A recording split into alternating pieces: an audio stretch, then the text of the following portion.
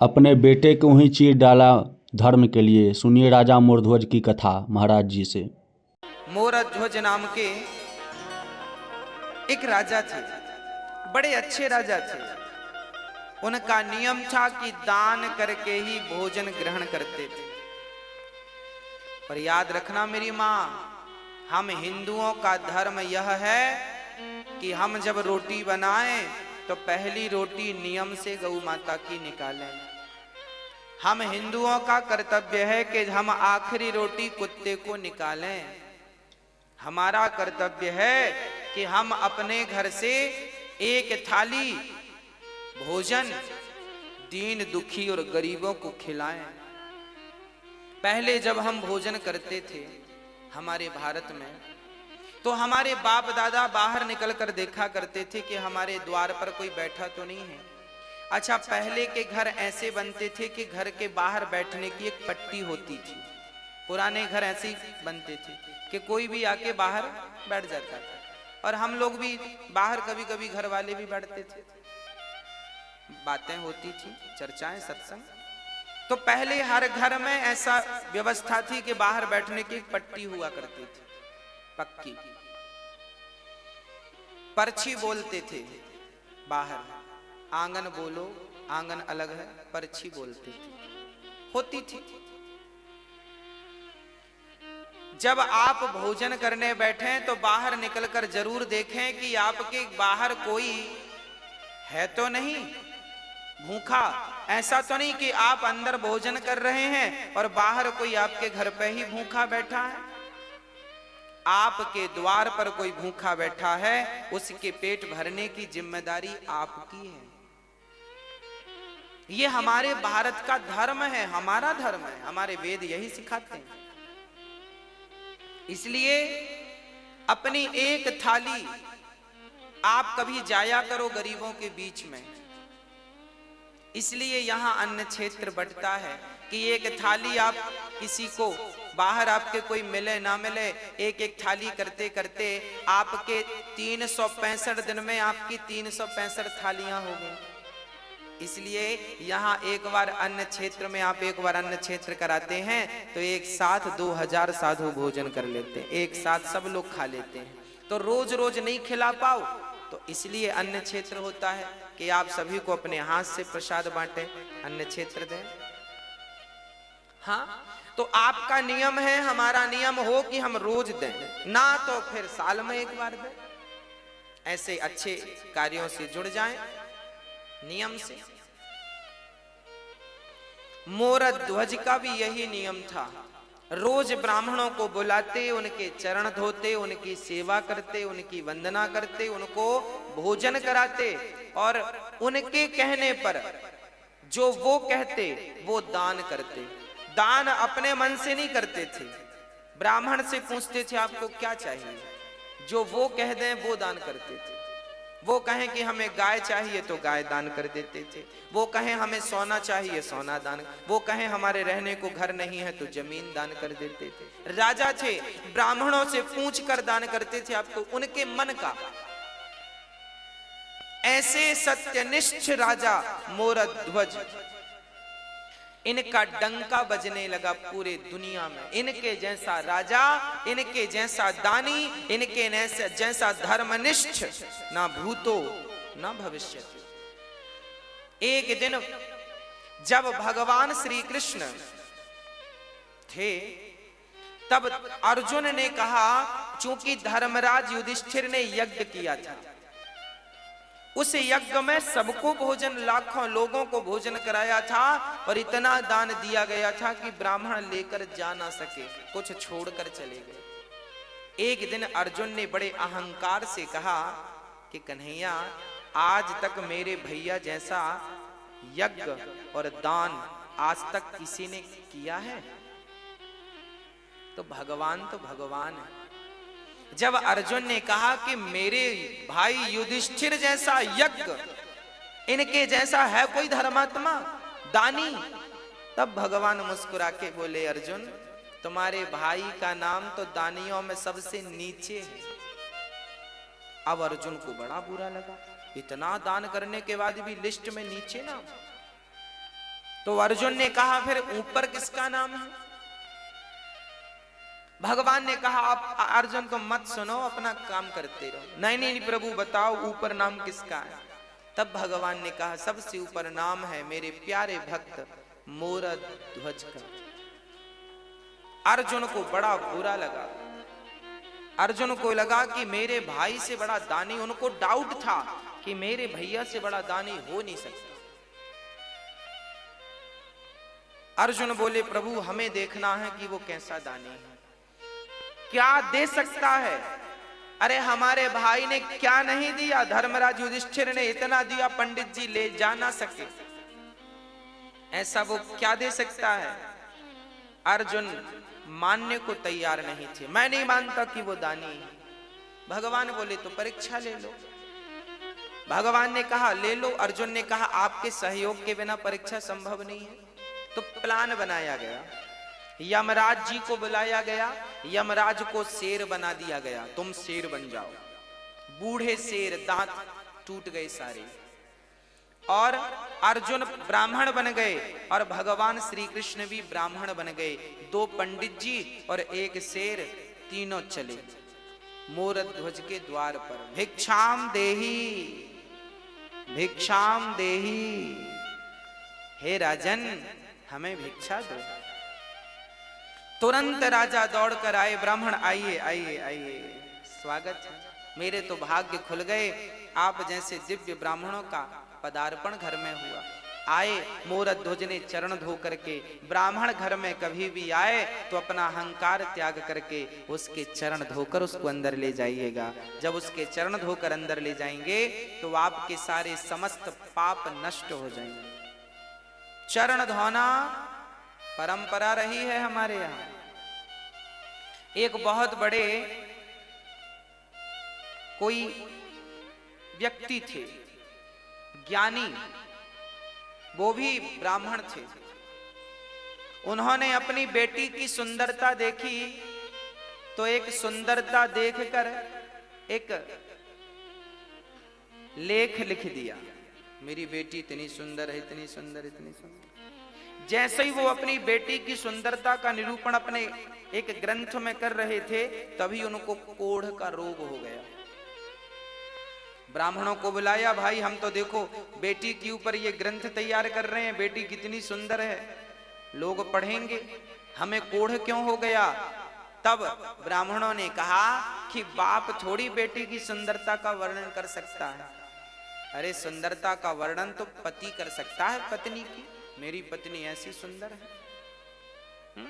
आप क्या तैयार कर रहे हैं ग्रंथ, आपको उसी पाप से रोग हो गया है, अब ठीक कैसे होगा। बोले सारे ब्राह्मणों को बिठाओ, इनके चरण धो और इनके चरण के धोए हुए जल से स्नान कर लो, अपने आप आपका रोग ठीक हो जाएगा। जब ब्राह्मणों के चरणों के धोने से स्नान किया तब उनका रोग ठीक हो गया।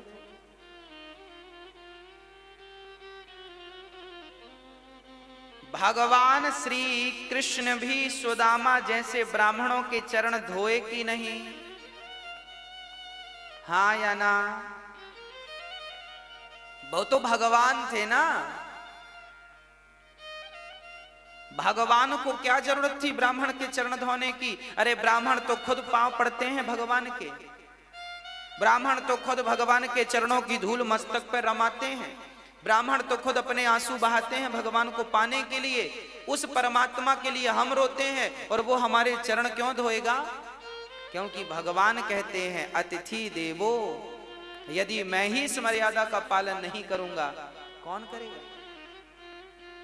इसलिए भगवान ने ब्राह्मण सुदामा के चरण खुद धोए हैं और फिर उन्हें भोजन कराया है। आपके घर कभी ब्राह्मणों को बुलाना भोजन पर तो सबसे पहले उनके चरण धोना और चरण धोकर ही उन्हें भोजन पर बिठाना, भोजन कराना।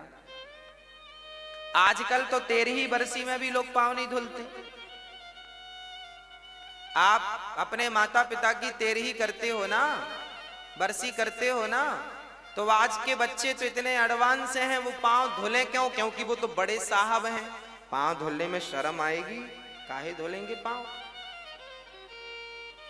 अरे भैया, ब्राह्मणों के चरण को जब आप धुलते हैं तो ब्राह्मणों के चरणों को धुलने में जितना पानी खर्च होता है वही पानी तुम्हारे पूर्वजों को पानी प्राप्त होता है पीने के लिए रास्ते में। मैं मरूंगा तो मैं भी वही पानी पीऊंगा जो मैंने ब्राह्मणों के चरणों को धो करके बहाया है, वही पानी मुझे पीने को मिलेगा। आप भी मरेंगे तो आप भी प्यासे मर जाएंगे यदि कभी ब्राह्मणों के चरण नहीं धोए तो। जीवन में जलदान करना चाहिए, जो जलदान करते हैं वो पानी मिलता है आपको। और यदि जलदान नहीं कर पाए तो फिर चरण धो ब्राह्मणों के। इसलिए 13 में चरण धोए जाते हैं। ब्राह्मण 13 ब्राह्मण के चरण धोकर बिठाया जाता ना प्रसादी के लिए। अब ये परंपराएं बंद हो गई हैं, लगभग सब मॉडल हो गए हैं, सब बड़े बन गए हैं, छोटा कोई बनना नहीं चाहता आजकल। आज एक बार कोई व्यक्ति बड़ा हो जाए उसके बाद छोटा नहीं बनना चाहता, वो कहता मैं तो खुद बड़ा हूं।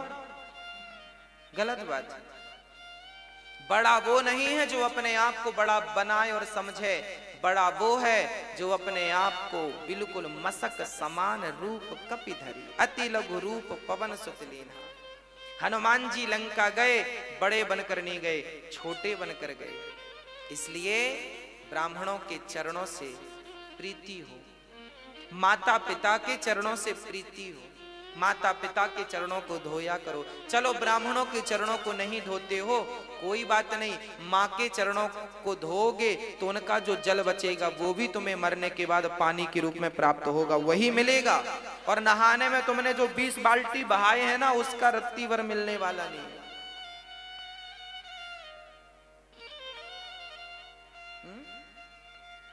गौ माता को जो पानी पिलाया है वो पानी भी आपको प्राप्त होगा। जरूरतमंदों को जल का दान दिया है वो भी जल आपको प्राप्त, जो दिया है वो मिलेगा, सीधी बात। गाली दी है तो गाली मिलेगी और राम राम दिया है तो राम राम मिलेगा। बस ये समझो कि कांटा चुभोया है तो तुम्हें भी कोई पीछे से चुभोएगा, और तुमने एक चुभोया वो 2 चुभोए, ब्याज भी मिलता है। और आपने किसी के रास्ते में पुष्प बिछाए हैं तो आपने गुलाब के बिछाए हैं तो फिर आपको कमल के पुष्प कोई बिछा के देगा, क्योंकि ब्याज अच्छे का अच्छा बुरे का बुरा। जैसी करनी।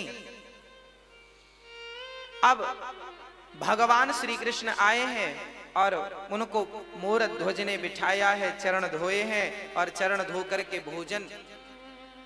ब्राह्मणों ने कहा राजन हम भोजन बाद में करेंगे, पहले हमारा शेर बाहर खड़ा है उसे आप कुछ भोजन की व्यवस्था कीजिए। हाँ हाँ, मोरध्वज बोले बताइए शेर क्या खाएगा, उसके लिए हमारे पास बढ़िया जो कहें वो हलवा बनवाएं, जो कहें वो रोटियां बनवाएं, मालपुआ खवाएं। क्या खाता है आपका शेर? ब्राह्मण कहते हैं राजन हमारा शेर तो देखो सभी शेरों की तरह वो मांसाहार करता है, मांस खाता है। अच्छा, मोरध्वज बोले कोई बात नहीं हम मांस की व्यवस्था कर रहे हैं। अच्छा कहां से मांस लाओगे? बकरे को मारोगे? ना ना ना। गाय को मारोगे? ना। राम राम राम राम राम। फिर मुर्गी को मारोगे? ना ना ना ना। फिर किसी प्रजा को मारोगे? ना ना, प्रजा तो भगवान है उसे क्यों मारेंगे? मोरध्वज से भगवान ने कहा फिर तुम कहां से मांस लाओगे?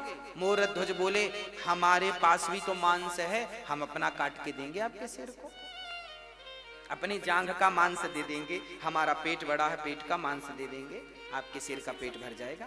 देखो एक राजा, वो राजा क्या उसके राज्य में बकरा बकरी नहीं थे? कह देता बकरे को ले लो, बकरा देता हूं मैं। ना, जीव हत्या पाप है, अहिंसा ही परमो धर्म। हम किसी की हत्या नहीं करेंगे, अपना मांस काट के देंगे। शिवी ने भी अपना मांस काट के एक कबूतर के लिए दिया था। मोरध्वज बोले अपना, ब्राह्मण बोले सुनो आपका मांस हमारा शेर खाएगा ही नहीं। क्यों? बोले आप बूढ़े हैं ना, आपका मांस कठोर हो गया है, और हमारा शेर जो है उसके दांत गिर गए हैं, बुढ़ा हो गया है, कोमल कोमल मांस खाता है। फिर किसका मांस? ब्राह्मणों ने कहा पहले संकल्प लो, दान लेने के पहले संकल्प ले लिया जो मांगेंगे दोगे। मोरध्वज ने कहा दिया। तो सुनो, आपका बेटा है। हाँ हाँ है, ताम्रध्वज, मोरध्वज का बेटा ताम्रध्वज। अभी उसकी उम्र थी लगभग 5-6 वर्ष की, और अभी 5-6 वर्ष पहले ही हुआ है। अभी बुढ़ापे में बेटा हुआ था, कोई संतान थी नहीं मोरध्वज की। बुढ़ापे में पुत्र का सुख मिला है। ब्राह्मणों ने कहा कि आपका बेटा है, हमें अपने शेर के लिए आपके पुत्र का मांस चाहिए। बच्चे का मांस बड़ा कोमल होता है, वो बड़ी आसानी से खा लेगा। आप जल्दी से अपने बेटे को लाइए और उसे खड़ा करिए। और सुनो, हमारे शेर के दांत गिर गए हैं तो मांस फाड़ नहीं सकता, इसलिए आप दोनों पति पत्नी अपने बच्चे को बीच से आरे से चीर करके फाड़िए और फाड़ करके मेरे शेर को डालिए। अब तो राजा दंग रह गए। राजा कुछ समझ ना पाए। एक पिता एक मां अपने बेटे को वारे, चलो बेटे का दान तो बहुत लोगों ने किया, पर बेटे को वारे से चीरना, और उस बेटे को जो एक ही बेटा हो, बड़ा लाड़ प्यार का बेटा हो। अब तो राजा का दिल जोर जोर से धड़कने लगा। समस्या ये नहीं थी कि बेटे को वारे से चीरना है, समस्या तो राजा के सामने यह थी कि बेटे को जबरदस्ती यदि फाड़ेंगे तो बाल हत्या का पाप लगेगा। किसी को जबरदस्ती मारेंगे तो पाप नहीं लगेगा। तभी देखो हमारे यहां धर्म कैसा है। वो नन्हा सा बालक जो मोर ताम्रध्वज था, वो दौड़ कर आया और पिता से कहने लगा, पिताजी इतना क्या सोचते हैं? आप यही सोच रहे हैं ना कि मैं तैयार हूं अपना मांस देने को या नहीं? राजा बोले, हाँ बेटा, मैं यही सोच, मेरा धर्म संकट यह था कि मैं आपको जबरदस्ती पकड़कर काट दूं, पाप लगेगा। तब ताम्रध्वज ने कहा, वाह पिताजी, अरे पुत्र का जन्म ही इसलिए होता है कि वो पिता के धर्म की रक्षा करे। जिस पुत्र ने अपने पिता के धर्म की रक्षा नहीं की, उस पुत्र का पुत्र होना व्यर्थ है, क्योंकि आपने अपने पिता के धर्म की रक्षा नहीं की।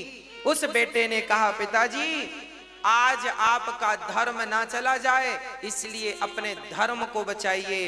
बेटा चला गया तो कल दूसरा बेटा आ जाएगा, पर धर्म चला गया तो दोबारा धर्म लौट कर नहीं आएगा। इसलिए धर्मो रक्षति रक्षित, धर्म की रक्षा करो। ताम्रध्वज खड़ा हुआ।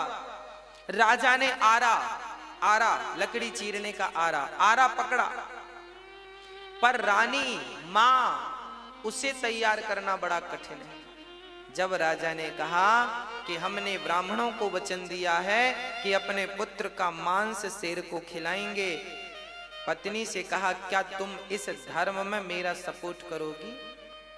अच्छा, वो भी कह देती कि मेरा बेटा है, आपकी बस थोड़ी है।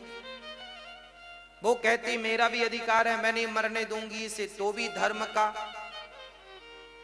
फिर भी राजा अपने वचन को पूरा नहीं कर सकते थे। पर देखिएगा, तब का पति, तब की पत्नी और तब के पुत्र कैसे हुआ करते थे। पत्नी ने कहा, स्वामी जी आप अपने धर्म की रक्षा कीजिए, मेरे तो ऐसे 100 बेटे आपके धर्म के लिए बलिदान हैं, कुर्बान हैं। आपके धर्म के लिए यदि मैं मेरे पुत्र का, मेरे ममत्व का बलिदान देना पड़े तो मैं अपने ममत्व का बलिदान दे दूंगी। खड़ा कर दिया बेटे को, बेटे की मर्जी से, और आरा रखा गया। आरा चीर करके अब आरा सिर पे रखा, और जैसे ही आरा चलाने लगे, उस नन्हे से बच्चे ने कहा, पिताजी एक पल के लिए रुक जाइए। मां रुक जाइए। अंदर से गया और रुई लेकर के, रुई कान में लगा दी मां के पिता के कान में। मां ने कहा, बेटा ये कान में तुमने रुई क्यों लगा दी? पिता ने कहा, बेटा ये मेरे कान में रुई क्यों लगाई? तब उस नन्हे से ताम्रध्वज ने कहा, पिताजी, माँ जी, जब आप आरा चलाओगी ना तो हो सकता है मैं दर्द के मारे चीखूं, हो सकता है मैं चिल्लाऊं, पर माँ मैं कितना भी चीखूं, मैं कितना भी चिल्लाऊं, मैं चाहता हूं कि मेरी चीख आपके कान तक ना जाए, इसलिए मैंने रुई लगा दी, क्योंकि कान तक मेरी चीख चली गई तो आप आरा चलाना रोक दोगे, और आरा चलाना रुक गया तो आपका धर्म ही संकट में पड़ जाएगा। और मैं नहीं चाहता कि मेरी कोई चीख आपके धर्म पर कोई बाधा बने, रुकना नहीं चाहिए आरा। बस खड़े हो गए ताम्रध्वज, आंख कानों में रुई लगाई, और वो माता पिता अपने धर्म की रक्षा के लिए अपने पुत्र को ही बीच से चीर दिया। देखते देखते खून की पिचकारियां निकलने लगीं, कभी वो माँ के मुंह को भिगाए तो कभी पिता के मुंह को भिगाए, और वो पिचकारियां निकलती जा रही हैं और आरा चलता जा रहा है। ये भारत की सत्य घटनाएं हैं, ऐसा हुआ है, ऐसा भारत था हमारा। दर्शन करो इस भारत का, ऐसा भारत कि धर्म के लिए पुत्र तैयार हो गया, और धर्म के लिए माँ बाप ने बच्चे को आरे से, चूंकि वचन दे दिया था कि मैं आपको, आपके शेर को मांस दूंगा, 2 भागों में काट दिया। अब रानी रोने लगी, अब बच्चे को जब देखा तो रोने लगी। ब्राह्मणों ने कहा खबरदार, यदि आप रोए तो हमारा शेर मांस खाएगा नहीं, चला जाएगा भूखा, आपको रोना नहीं है। अब देखो, माँ ने बेटे को आरे से चीरा है, बेटा मर गया है, पर शर्त यह है कि इसके मरने पर रोना नहीं। अरे रोकर ही अपना दुख कम कर लेती वो माँ, पर रोने में भी पाबंदी लगा दी। ब्राह्मणों ने कहा इसका दायां भाग उठाकर मेरे शेर को डाल दो और बायां भाग ले जाकर फेंक दो। तब उस मां की आंखों से एक आंख से आंसू निकल गए। ब्राह्मणों ने कहा मां रोई क्यों? तब कहा उस मां ने, मेरे पुत्र का एक अंग तो आपके काम आ सका, पर दूसरा अंग आपके काम ना आ सका, इसलिए आंखों से आंसू निकल आए। शेर ने उस मांस को खा लिया और अब ब्राह्मण बड़े प्रसन्न हुए। ब्राह्मणों ने कहा राजन, अब हमें भी भूख लग रही है, अब हमें भोजन परोसो।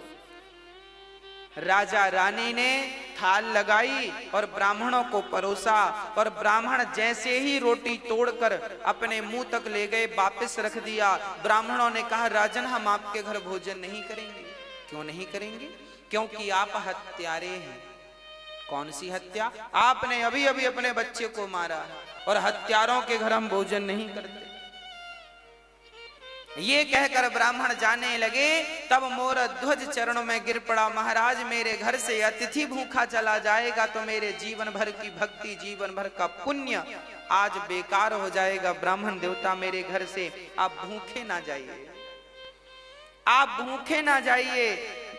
ब्राह्मणों ने कहा आप हत्यारे हो। अरे मोरध्वज ने कहा मैंने हत्या नहीं की, आपने ही तो कहा था। हमने कुछ नहीं, हम नहीं जानते। हमने कहा जरूर था, पर आपने तो हत्या की है, तो हत्या का तो पाप लगेगा, और तुम जैसे बाल हत्यारे को घर हम भोजन करेंगे, ये कहकर जाने लगे।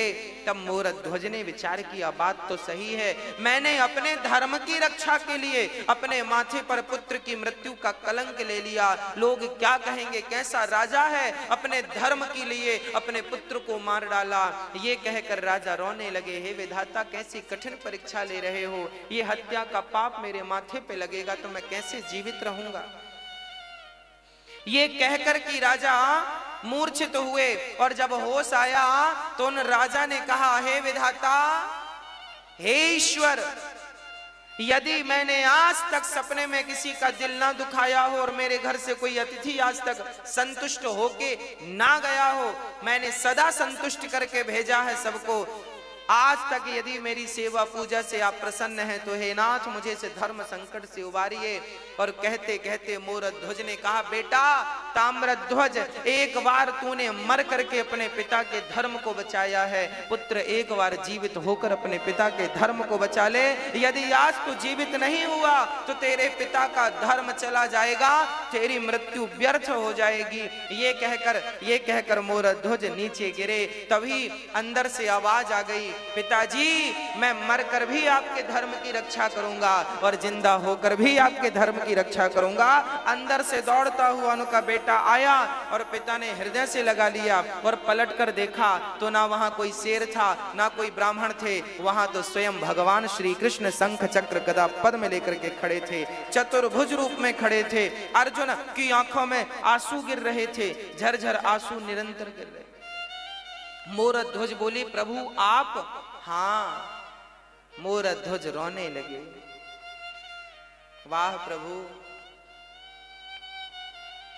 क्या आपको भी मुझ पर भरोसा नहीं था जो आप मेरी परीक्षा लेने चले आए?